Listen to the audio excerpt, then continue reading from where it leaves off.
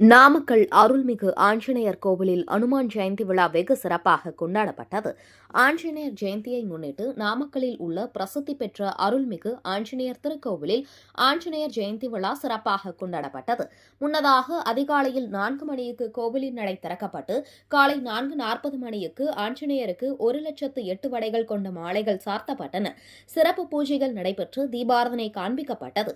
நாமக்கல் அருள்மிகு ஆஞ்சநேயர் கோவிலில் அனுமான் ஜெயந்தி விழா வெகு சிறப்பாகவும் கோலாகலமாகவும் கொண்டாடப்பட்டது.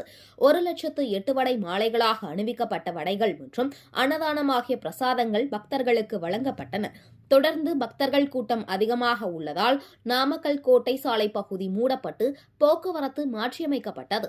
இவ்விழாவுக்கு வரும் பக்தர்கள் சிரமமின்றி சுவாமி தரிசனம் செய்யும் வகையில் பாதுகாப்பு ஏற்பாடுகள் செய்யப்பட்டன.